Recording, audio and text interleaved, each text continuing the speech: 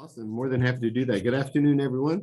So my name is Phil Posting. I'm the Interim Associate Dean for Academic Affairs here at the college. I'm a poor substitute for Dean Teasley, but I'm happy to be here in the moment, sort of introducing this amazing panel that we have for you today.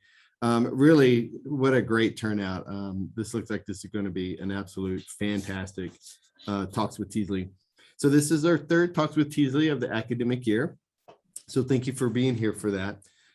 As we do at all of our social work meetings, we're going to read our land acknowledgement statement. So we are proud to recognize the contributions of our American Indian community members by acknowledging that this land, which is named for the Ute tribe, is the traditional and ancestral homeland of the Shoshone, Paiute, Goshute, and Ute tribes.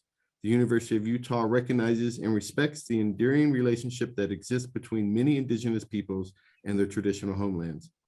We respect the sovereign relationship between tribes, states, and the federal government, and we affirm the University of Utah's commitment to a partnership with Native nations and urban Indian communities through research, education, and community outreach activities. So again, thank you for those who are joining us live today via Zoom. We will be, as you know, recording this, and so the recording will be available to other people in the coming weeks who were not able to join us today. Also, a thank you to everyone who's been attending our virtual events throughout this pandemic year, 18 months now going on into our next 6 months. Hopefully that will be changing up in the spring semester and we'll be able to return to in-person visits, which will include the Talks with Teasley and our Grand Challenges events. So I'm really excited to talk about the group of talented social workers and faculty members who are here today to talk about a really important topic for social workers and mental health professionals, which really actually aligns with my original teaching and education back in like 2001. That's how I was trained at Motivational Interviewing a long time ago. The presentation touches on the specific motivational interviewing skills that can counter feelings of being used, isolated, silenced, devalued, and disrespected that are being brought on by many forms of trauma, as well as the use of permission questions, reflections, elicit, provide, elicit, and other techniques to promote client's voice and communicate respect. So it's my great pleasure to introduce our four esteemed presenters. Dr. Brad Lundahl, who is an associate professor in the college, has trained and worked with both of the co-founders of Motivational Interviewing and is interested in researching factors that motivate people to change individual behaviors. Assistant Professor Richie Landward, who specializes in using mind-body bridging and mind shield to treat post-traumatic stress, anxiety, and substance use in children, adolescents, and adults. Dr. Beth Vogel-Ferguson, who is also an associate, actually you're a research professor now, aren't you, Mary Beth? Yeah, research professor, full research professor, directs research studies and program evaluations, and provides workshops addressing issues related to welfare policy, trauma-informed approaches, employment issues, poverty, and serving diverse low-income populations. And finally, joined by licensed clinical social worker Dorothy Tomiko Hall, who serves as the Clinical Services State Program Manager for the Utah Department of Workforce Services and teaches social work classes here as an adjunct instructor. Thank you, Dorothy. So before I turn the time over to our presenters, thank you again for joining us today. We hope that the presentation, our future events, along with their associated CEUs, will serve you well. So with that, I'm going to turn this over to Brad, Richie, Mary Beth, and Dorothy. Take it away. Thank you, Philip. I appreciate that introduction, and I'm grateful for my fellow panelists here to talk a little bit about an important topic. So how our agenda will roll out is we're going to do a brief orientation of this idea of trauma and how it might show up in our clients' lives. And then we'll talk about that from, if you will, a micro perspective, a meso perspective, and a macro perspective, trying to weave in some key ideas from motivational interviewing. So I'm going to lead with a bit of a presentation, and then we will jump into some comments from other panelists. As was mentioned, if you have questions or ideas, please throw them into the question and answer section, and we'll try to leave enough space to have a dialogue around some of your questions. So I'm going to try to share my screen here, and hopefully this will work. Here we go. That's not what I'm doing here. 1 second, I will make it happen. Okay, so if someone, can you see my screen okay? Would someone give me a thumbs up? All right. So here we are. We're going to talk a little bit about, if you will, walk us through a bit of a story, trying to understand, if you will, variance in personal growth. So, as soon as I do this, I need to change my slideshow to a different function here. I am sorry about this. This should have been done. There we are. Thank you for your patience. So imagine this, two people come before you, and as we meet with them, we give them the same plan. And person A, they tend to enjoy success. Now, what's that about? Person B, for some reason, even with the same plan, they may struggle, or they struggle. So what causes that difference between person A and B? And it's pretty important to try to understand what's promoting lift, if you will, and what can we do to prevent drag. And why is it the case that person A enjoyed success and person B struggled? So one idea is that it's morality, right? Like person A is good, person B is bad. Of course, we know that's not the case. That variance is not simply about someone being worthy or good or bad. The context really matters. And so when we think about context, we really want to try to understand what are those factors that promote lift and what are the drag factors to someone's storyline as they're moving through life. And, of course, we humans are heavily influenced by context, and we'll begin to talk about that with trauma, and that we become part of that story, right? Like we become involved in the story of someone's life. If we think about context for a second, just pulling out for a minute, there's internal factors that, contribute to lift. What's my plan, my vision, my motivation, my confidence, my mental health. There's also external factors, and you can see that list there. And we might categorize a lot of those under the heading of resources, access to time, money, energy, support, what doors are open to us. Drag is also part of the story. If we're thinking about, life is like a balloon moving through. Internally, addiction, mental illness, internalized isms, what's my preparation to meet the world? Drag can also be external: abuse, isolation, exploitation, discrimination. And if we think about it, it's not been equal, right? So if we think about historical lift and drag factors, they certainly are not equal. Some groups have traditionally had massive access to lift factors, land grabs, the right to vote, safety. They never have to question. They never have to really challenge ourselves. We just have access to certain resources that have always been there. Other groups have had an almost opposite experience, where they've experienced massive drag across their life, and even historical. They've been hunted because of the color of their skin, who they love or who they pray to, displaced. Their voice has not been heard. There have been doors shut to them or never even open to them, disproportionality. So when we think about going back to that person A and person B, that there's been a different distribution of, if you will, lift and drag factors.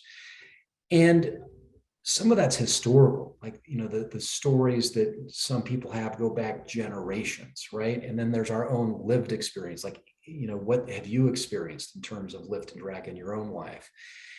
And then if we're talking about healthcare or social work, these people come in front of us, and now we're part of their story. Like, we are going to be a part of this person's story. And what we're going to try to talk about today is, like, how do we certainly not add to the drag, and how do we promote lift?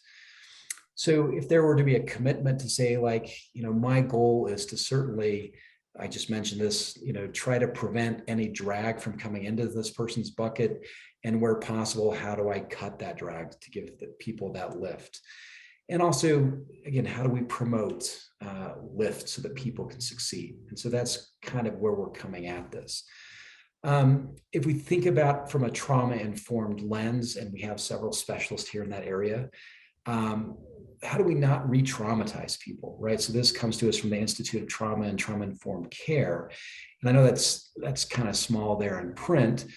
And so what we've talked about, and where we'll talk about how motivational interviewing might show up, is a lot of times, people have felt voiceless, invisible, or disrespected, or they have suspicion because they've been hurt before, devalued or used or isolated, or lacking in power or choice. And so hopefully MI advances a couple of ideas that might help with this. So there are, this idea, the CDC puts out these 6 guiding principles to a trauma-informed approach: safety, trustworthiness, transparency, support, collaboration, empowerment, and then looking at, this idea of gender and historical studies. So those are some kind of guidelines that we have in terms of thinking about how to not add to the drag factors and to promote lift. So what can motivational interviewing do? And we do not mean this as we've had lots of great dialogues prior to this meeting. It's not actually, if you will, a trauma-informed approach, but there are certain ideas or skills that might help us in realizing some of these principles to being trauma-informed. And I'd like to just share some of those with you now. So motivational interviewing is many things, but one is it has if you will, some discrete skills.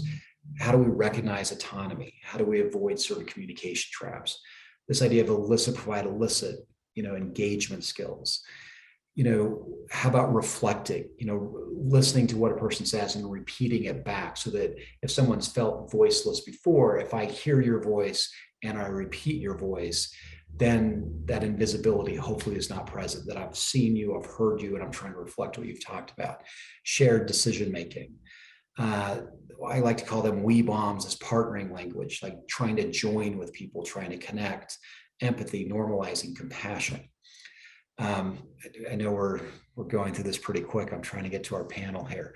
This idea of collaborations and mutuality. So using permission questions, affirmations, and again, this idea of partnering with our clients. Working to help, this idea of empowering, equipping people with resources, connecting them to ideas that might help them develop confidence through, creating credible plans for themselves. Again, that's the idea of elicit, provide, elicit, and reflecting, all of ways of, if you will, promoting empowerment, voice, and choice. So that's kind of the end of my presentation for a moment here. What I'd like to do now is have our panelists talk about, if you will, a couple of questions. One is, why does trauma matter in your world? How does it show up with the clients with whom you tend to interact? And then what are some ideas for motivational interviewing that might support us moving forward? So I think Richie's going to go first and talk about that. Richie, do you want me to leave the slide up or take it down? Take it down. Okay, it's going down. Hey all, thanks for having me. I'm Richie Landward. I'm an assistant professor up here on campus, and I teach mostly how to work with trauma at the individual and community level. I spent the last 20 years plus working with adults and children who have trauma. Right now I'm working a lot with firefighters and ski patrollers. And to answer the question Brad asked, why does trauma matter? At the individual level, I think Brene Brown answers it best. What drives us as humans? Well, one thing really drives us as humans, and that's the need for connection, right? You think about all the relationships in your life and how valuable they are and what they do to enrich who you are. To create connection, Brene Brown says there has to be a level of vulnerability where you share your heartfelt story. What trauma does is it can pull us away from that connection. To give you an example, one of a client I saw several years back, she was 45 and she had been in a relationship in almost 20 years. And she started dating and she found someone she was just heads over heels with, just adored this person, kind and gentle, similar values. But she was having panic attacks every time she thought about seeing him. If he held her hand, she would have a panic attack. And the moment she talked about her life, again, these panic attacks would hit. And she fell into a state of hopelessness, meaning her thought her mentality was, maybe I will never have a loving relationship again. And in that loneliness was great despair. So she came to see me and I said, well, help me understand why the panic attacks. She said, Rich, when I was 4, my parents got divorced. My dad had an affair and he moved to a different state and I didn't see him much. He didn't reach out to me much. And then Rich, when I was 7 to age 11, my uncle sexually abused me when my mom was dating. She was back and forth between Salt Lake and St. George. And when I told her about it at age 11, she didn't believe me. And that really shut me down. And I don't know I opened up to anybody until I was in college. I went out of state and I met what I thought was the love of my life, right? And within 6 months of the marriage, I was in a state of significant domestic violence, emotionally, physically, mentally. I won't go into details, to where after 2 years, I had to work with an agency to pack a bag and escape. And then he stalked me for a couple of years. And since then, I haven't been able to create connection because I don't feel safe, because I'm in a state of grief and shame and fear and anger and despair and helplessness. And I don't know what to do with all these emotions. All I know is that when I'm alone, I'm comfortable. But when I'm alone, I'm also sad. And I need some help. Now, we know with trauma, it can take you a couple different directions.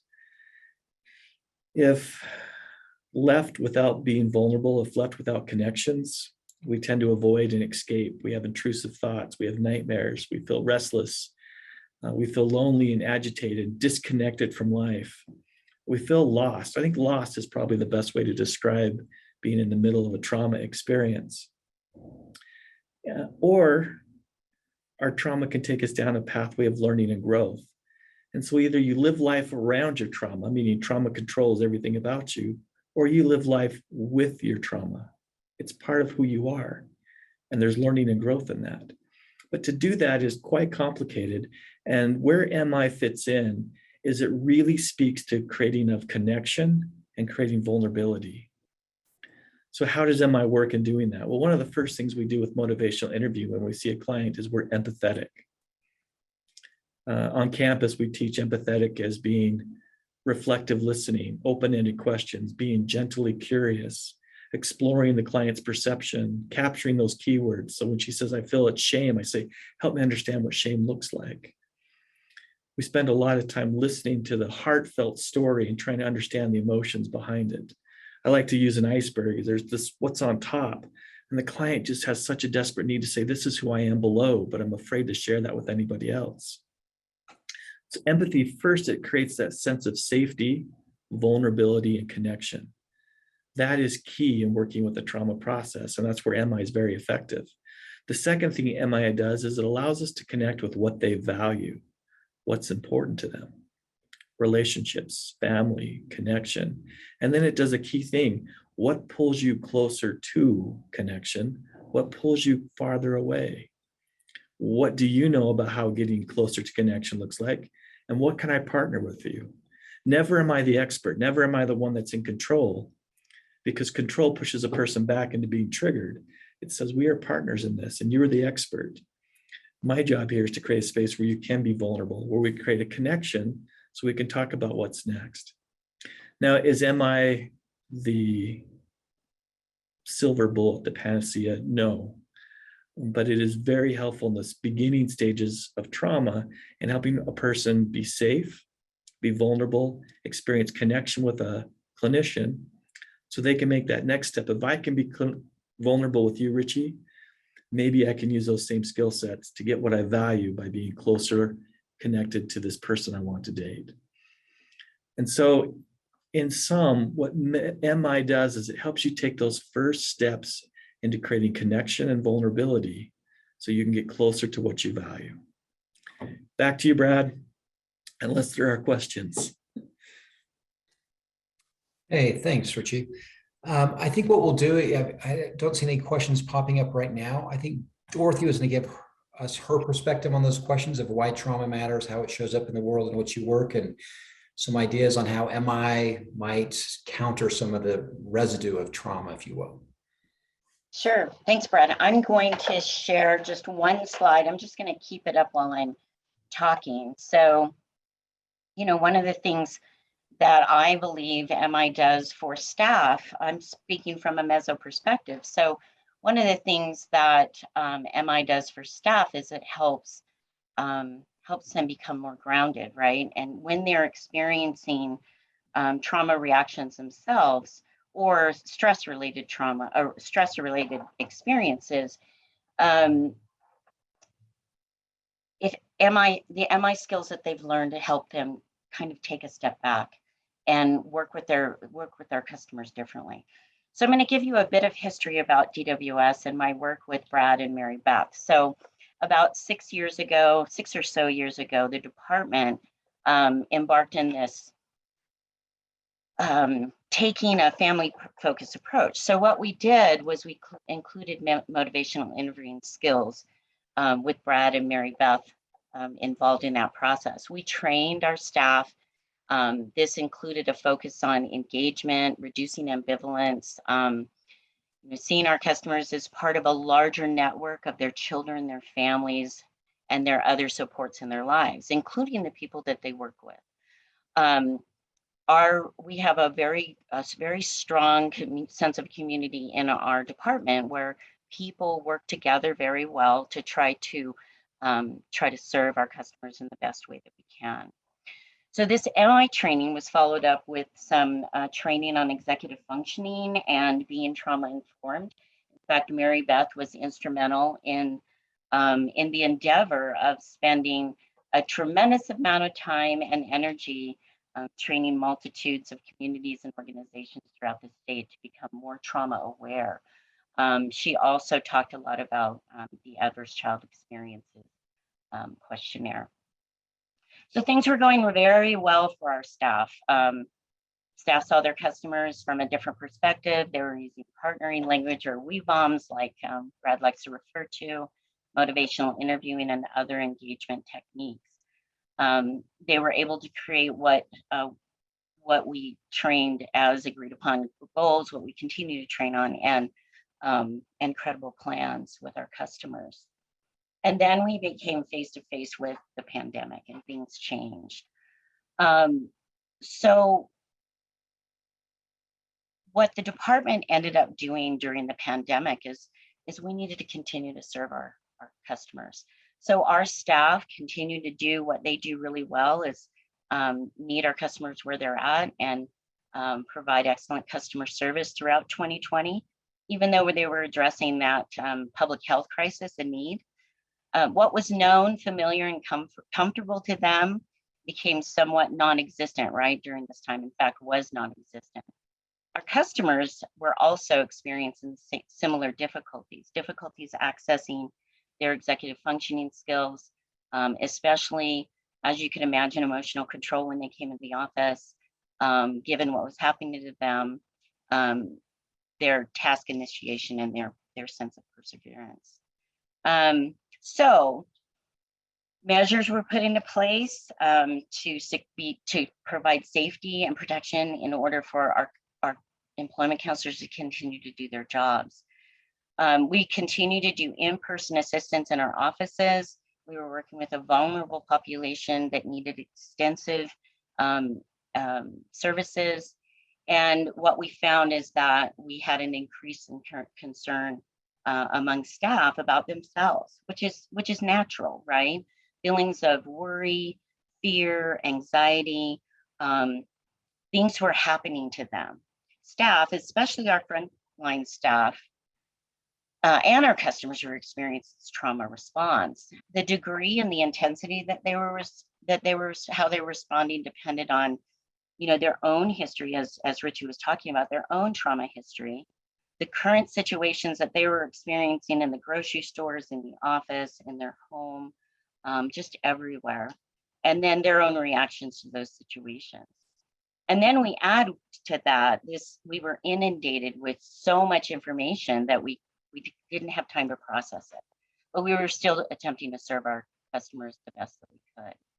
So many of them found themselves outside of their window of tolerance. And this is something that we trained our staff on, the window of tolerance. This is a diagram that was developed by Dr. Marie Dezelich. I like to use this because it's a good visual. It depicts what trauma and anxiety related responses look like. Prior to the pandemic, our staff were in that window of tolerance. They were in the yellow area. They were calm, cool, and collected. They were able to do their jobs. They were using the skills that they were trained. They were doing all these great things. Staff were able to recognize when our customers were experiencing a survival response. They were using their MI skills and their engagement skills and their knowledge about executive functioning to really help our customers, right? Build a relationship and help them navigate through our system. Post-pandemic, what we find is some staff have been able to return to the window of tolerance. They've been able to return to a feeling of being okay, being safe, and able to serve our customers. But then we have other staff that are still working to move that direction. And our customers are attempting to do the same thing. So when our customers come into our offices, another layer of crisis has been added. And so our customers find themselves in that survival mode. This is when our ability to use our MI skills that we've been trained on helps us see the people in front of us as people to help, as people that we want to get curious about and figure out the best plan for them. We're also building trust and developing a collaborative relationship with our customers. Our successes come from using these skills. And, we were trained 6 years ago and we're still trying to do that as well. So the moral to this story is our department is revisiting the benefits of motivational interviewing, and it's having a positive impact. Staff are starting to use the skills again, and we're seeing a more connectedness with our customers and with staff themselves and among the offices.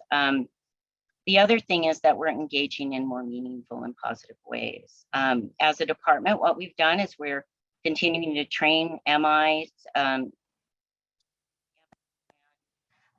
supportive techniques, leadership, as well as so that we can help our customers. With the help of Brad and Mary Beth, we actually have a training series that we've developed that is video based. And so our staff have access to that as well to continue the momentum that we started 6 years ago. So I'm hoping, my hope is that we can get back to a place where it feels safe for our staff as well as our customers, and that we're stronger and more united as a department because of this. Any questions at this point, or are we going to wait for questions? I don't see any questions at this point. Okay, so great. I'm going to stop sharing and turn it back to you, Brett. Great, and I'm going to turn that right back to Mary Beth. So, okay. Thank you. Thanks, Dorothy. That was quite a journey. Yeah. As I said, Mary Beth Vogel-Ferguson, I'm a researcher in the Social Research Institute here at the college, but my primary work has been working as a third-party evaluator with the Department of Workforce Services for about 22 years. And most of it has been interviewing people in their homes. And that's really where I heard a lot of the stories that connected me with the experiences of and the impacts of trauma. And with Brad's help, kind of learning some of the MI skills around that. But interestingly, several years ago, a colleague of mine was working on her dissertation, and she was doing exit interviews with people that had dropped out of therapy, trying to find out kind of what were the reasons behind that. And maybe not surprisingly, she found out that the number one reason why people dropped out of therapy was because of their mental health issues, right? Things that they were struggling with got in the way. But when she dug into it a little bit deeper, she found out that there were a lot of those components of their mental health issues were running into problems with the agency or the therapist with whom they were engaged. So there were things like not being accepted for an appointment because they were 10 minutes late, or missing appointments because they were too depressed and then being dropped from the services. Threatening letters that came in the mail when they were behind on their payments. And those kinds of pieces really were what had triggered them to leave services. those kinds of things can be irritating to a lot of us, these aspects of agencies and organizations, but they can be especially big barriers for engagement for people with a trauma history. So why does trauma matter? I think it's because it impacts every single area of a person's life, even the way they can experience people that are trying to provide help. And if we know people that are coming into our agency are likely to have experienced trauma, then many of the principles and skills of MI, I think, can be used to resist re-traumatizing people, whether it's clients or, as Dorothy was talking about, staff. As Brad said, MI is about helping people change. And from a micro view, the people are our clients, right? But from a macro perspective, the client actually can also be viewed as the organization, or likely the leadership as a whole, may be comprised of individuals within the agency or the organization itself. And for staff within the organization, have you ever, within an organization where you've worked, felt voiceless, devalued, lacking in power or choice or voice, feeling invisible? That's the experience at the macro level of organizational trauma or experiences that might trigger trauma that we already bring that can be managed at an organizational level. So Brad introduced the 6 principles of trauma-informed approaches and showed how these align well with MI's strengths-based orientation, partnering language, emphasis on client choice, shared decision-making, those kinds of things. Within an organization, these MI principles and skills can get applied in various parts of the organization. And thanks, Brad, for bringing that up, but I'm going to actually share my own screen, if I can do that. Okay. Let me just pull this up here.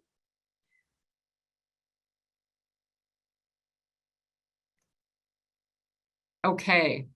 So in addition to the 6 key principles that he mentioned, safety, peer support, empowerment, voice, and choice, those principles from SAMHSA, SAMHSA has also identified 10 organizational domains that can be evaluated relative to the trauma-informed approach and a place for MI skills to be implemented. At the macro level, MI principles and skills can be used to support the incorporation of the 6 key principles into various parts or domains of the organization. So just to get practical here, let me give some examples of how MI skills might show up in the organizational world. So we talk about client choice and voice as being so important in MI. But how do we as an organization incorporate voice and choice? What kind of attention do we pay to things like satisfaction surveys so that when we evaluate our effectiveness as an organization, we have a place for the client voice to be heard within the decision-making for the agency? Maybe even things as simple as incorporating client voice into scheduling appointments. I mean, in some places you sort of have to take whatever appointment's available, whether it works for you or not. When we have our opportunity, can we allow choice for the client to be able to say, this just doesn't work with my schedule? That is so validating to an individual to be able to say, my time is as valuable as the professional's time. My concerns are taken into consideration. In billing and financing, people wonder, how could you use MI or trauma-informed approach with finances? But getting the bills paid is important. So how can the MI value of empathy impact the way maybe late notices are processed, or the wording behind notices that go out to individuals that are behind on finances? How do we use those MI skills to be able to get the best result and have the best partnering around finances?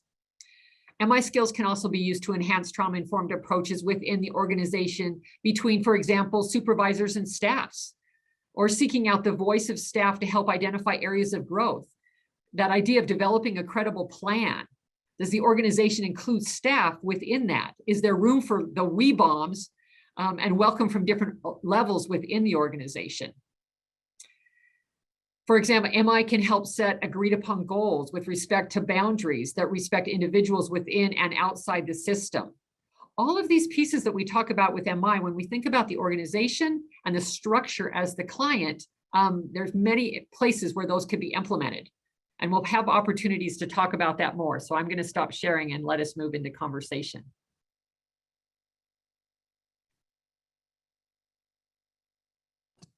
Thank you, Richie, Dorothy, and Mary Beth. I appreciate that. Any reactions that anyone has on our panel first to some of these ideas? want to add something, or we could also go to questions. If those on the call have questions, throw them in there and we will try to respond. Can I just add one quick thing, Brad, to kind of connect all three of us at the micro, meso, and macro level? I think the big question is, what is helpful? What is helpful for our clients at the individual level? Well, empathy, understanding, compassion, being gentle, partnering, not being the expert, but partnering, to create a space where people are vulnerable and can share and be honest and transparent. What's helpful at the meso level? Same thing. Space where I can talk and be vulnerable and explore, and where I feel partnered with the agency and the client, right? Where my own challenges aren't preventing me from being burned out and having compassion fatigue, that's part of understanding how we work with our clients. At the systems level, what's important, what's helpful? Again, being vulnerable, having connections, not just within the system, but across systems, right? We know we can't solve this trauma problem, this trauma challenge in isolation. And what MI does, it allows connection at all of these levels so we can partner in problem solving around value-based decisions. And just to kind of toss this out there, if we were to have a discussion on, let's say, gun control, hot topic, right? We might have one group wearing their concealed weapons or open carry, and another group saying ban guns. If we go in, that's going to be a toxic conversation. What MI says is at the micro, meso, and macro level, what about if we talk about safe communities? Something we can all partner on, all collaborate with. And so it's about creating that space where people are heard, where they're valued, where their strengths are understood, and where everybody contributes, whether it be client to client, be it client and professional, or at that systems level. I think MI provides a space where we can be a little more vulnerable in exploring what's important to us. Thank you, Richie. Dorothy, Mary Beth, any other comments? I think there's great power. Again, if I think about this, and I don't have any empirical support for this, but if I think about interpersonal trauma, choice has been subtracted or it's been lost. Like someone's done something to you against your will, right? Or you've heard that happened to your ancestors or your people. And so I think the simple, idea of just saying, like, let me see you, let me hear you, and let me reflect what your opinion is. So if this is a front, someone as a person comes in the door, say, like, give them choice in that moment. And how might that look? Like, would you like to sit down, complete your paperwork, or would you like to complete it here? Can I offer you some ideas that you may or may not, want to take? So, and then when the person responds, just saying, oh, this is what you'd like. And so the very simple, I think, act of reflecting what a person thinks is really important.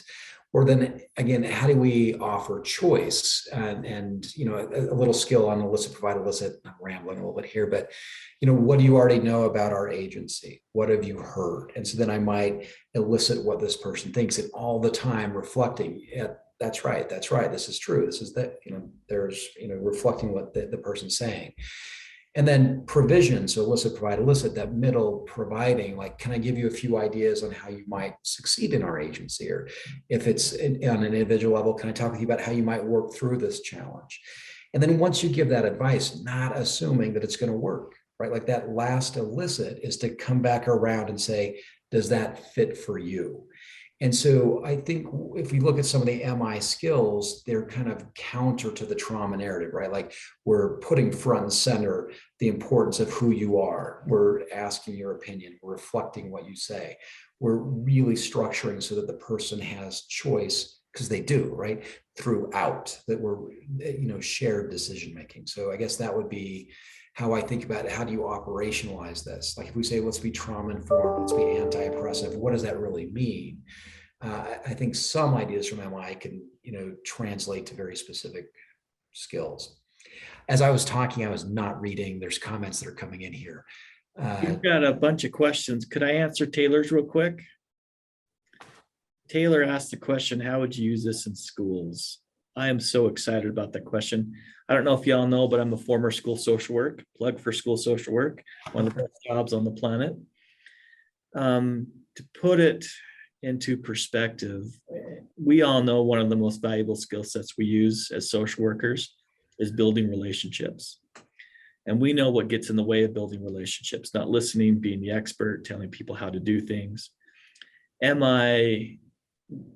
The philosophy, the heartfelt part of MI is about building those relationships with the principal, with the teachers, with the school-based team, with the parents, and with the kids, and to hearing their voices, using that empathetic response to say, tell me the story. And once the story is fully told, that's when we can start to explore options. But MI creates that space where I'm your partner. I'm not the expert.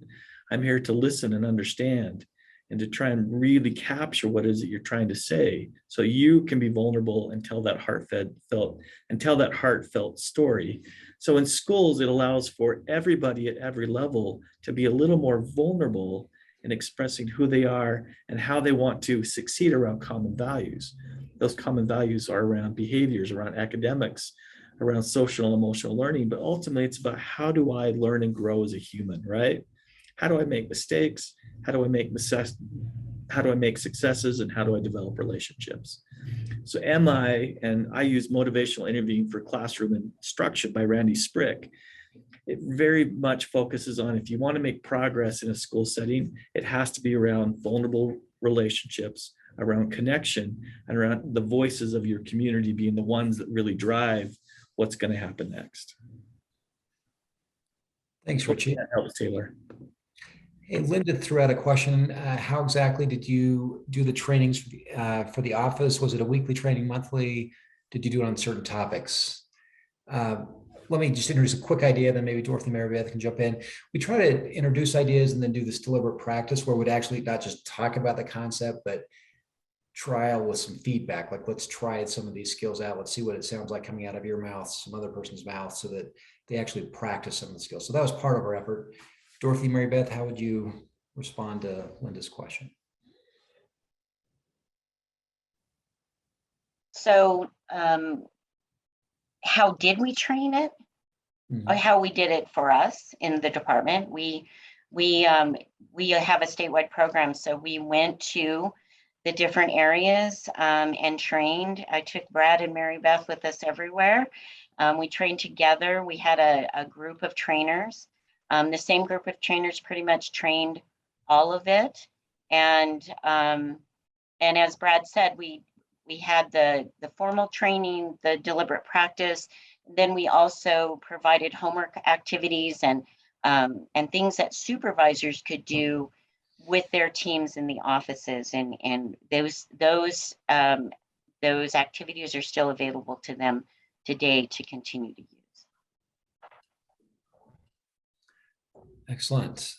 Jared, thank you for the very nice compliment. Let me see. So here's one from Christy. As agency serving the general population, how do we reach each client customer on their individual level or on a fair basis? We may not be aware of individual trauma prior to the visit. Challenging clients often arrive in an altered state. So thoughts on that? Mary Beth, you're smiling. Could you take that one? Well, one thing I would say, and it seems like when you're doing something specialized like MI and trauma work, it's sort of like, this is a dirty little secret, but MI skills and trauma-informed approaches are good for everyone. You don't need to know that someone has an ACE score of 8 or has a trauma history before employing a lot of these practical activities. And so it's in a social work kind of a do no harm world, it's good to be able to go ahead and apply those principles.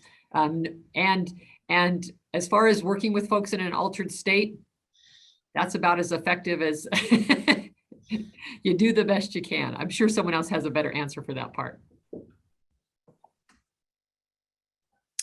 I like that, Mary Beth. And maybe that connects to this next question. I might, I don't know if the word is reframe it a little bit, but hey, Brad, Brad Kellstrom. It's been a while since we've connected.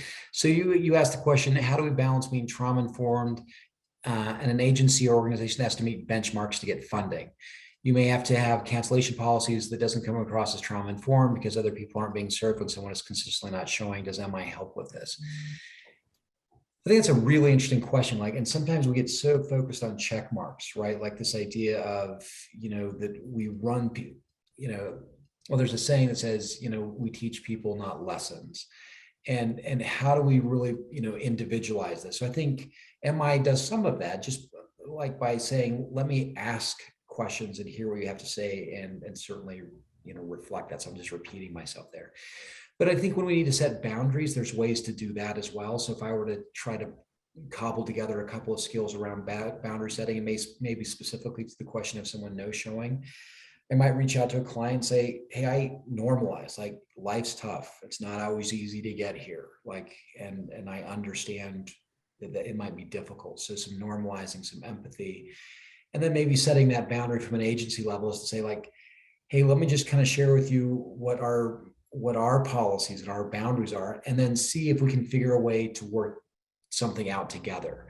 And so then I might also drop in some partnering language to say, like, I recognize there's a challenge. Our agency has a position on this.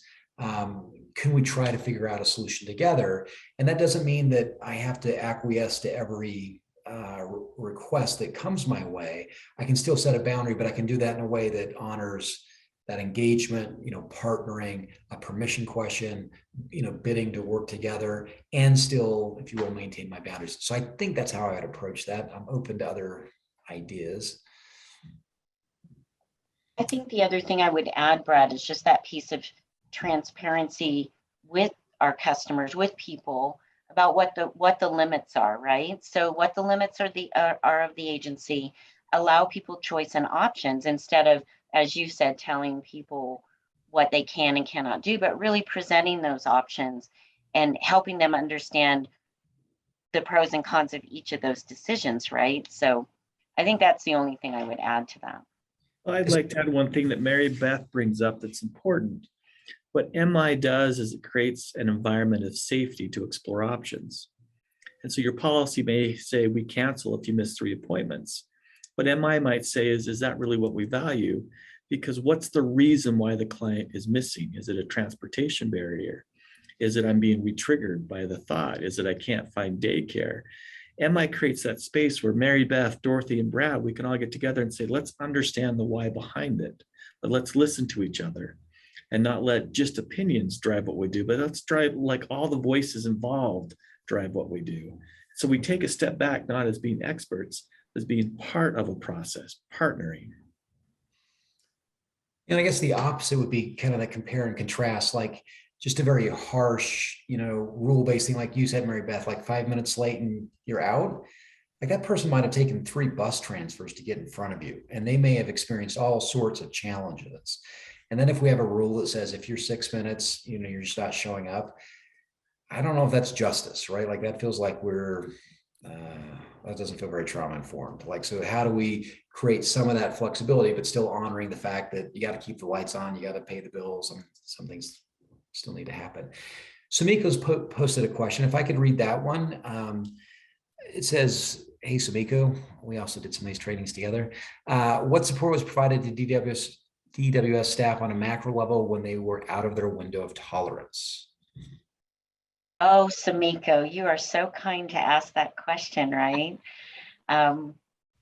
Well, initially the things that we attempted to do, and we were actually struggling to figure it out ourselves in the midst of a pandemic, right? So a couple of things that we did that I thought were very helpful were that we allowed the offices to kind of determine how they were going to set up their ability to serve customers. Sort of an open door policy. People had to be able to come in, but let the offices and the staff make those decisions on how they could increase their own sense of safety while still serving our customers. We did, as a department, have some flexible, some ability for folks who may have been triggered and needed some time to be able to take off.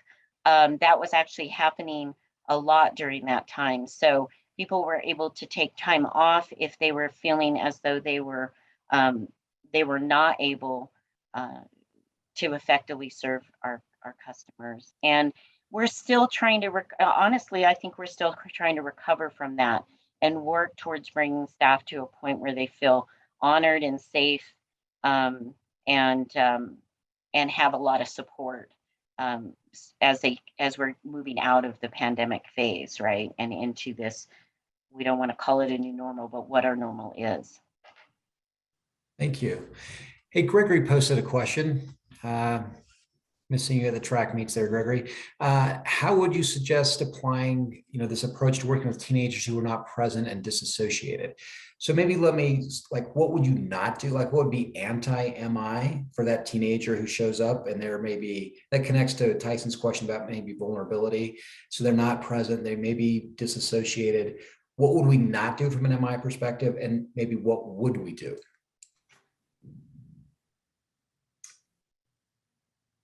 Would you like me to answer that? Because I love working with teens and kids. Get it. Well, first thing we're not going to do is pretend we're the expert or try and be liked, because we just don't have that lingo or verbiage. And honestly, kids still scare me because I'm not that cool anymore. What we will do is we understand from an MI lens that there's a reason they're being isolated. There's a reason they're being disconnected. It's because they don't feel safe. They probably haven't felt safe with anybody. And they're not sure what to do. They're in that state of what we call pre-contemplation. I know something's up, but I don't know what to do about it. What MI says is, boy, I got to do whatever it takes to see the world through this client's lens, that they're the expert on their life. And most teenagers have an iPhone, and I'd love to say, show me some pictures. I'd love to see your world. What's your kind of music you're into? Can we play it? And not just play it, but let me capture some of those lyrics. Like, what does this lyric actually mean to you? With kids who are a little bit younger, I love to use art, and I do an activity called Pieces of Me, where we take a piece of paper, we make it into puzzle pieces, and then I say, what's all the pieces of your puzzle? And let's put that together and let me see how you work. But MI says before we can problem solve, before we can do anything at all, there has to be some kind of relationship in place. And what MI says, if there's not, there's a reason behind it. Trauma, depression, anxiety, don't know how. But our role is to try and understand what is the barrier to this person, this human trying to connect with me.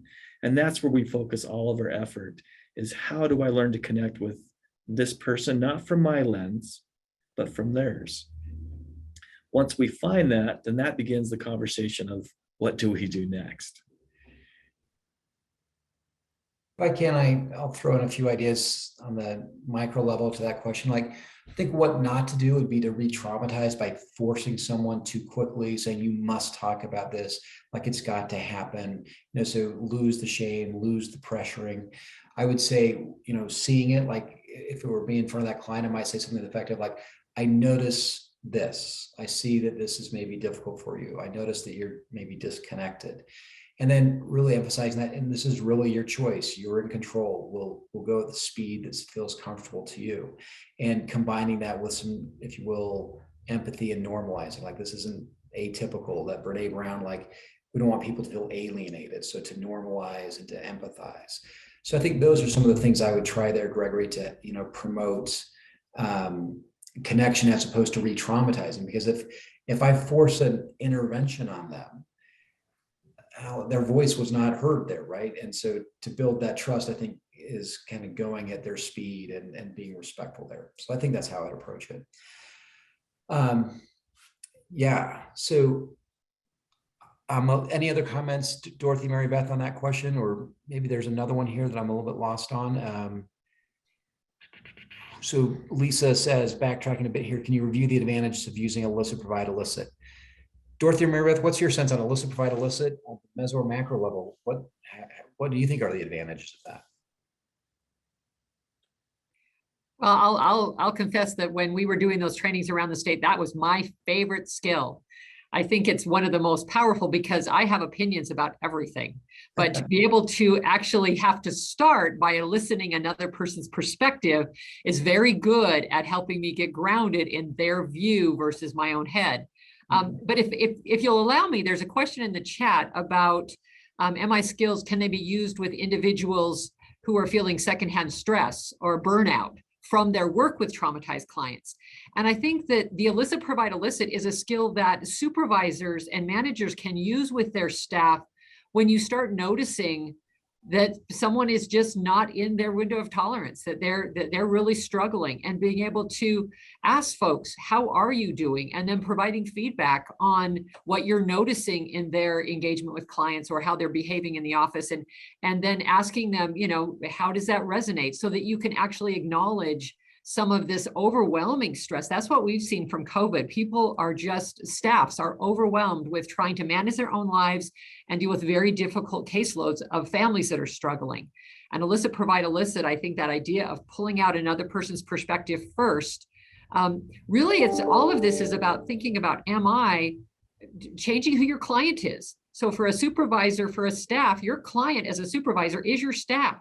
And you can apply MI principles to that level of client, just like you would on the front line in a clinical situation.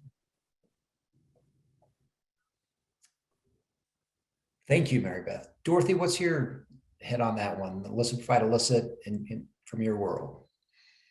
I think from our world, we have so many programs that we deal with, and I think that our customers are accessing.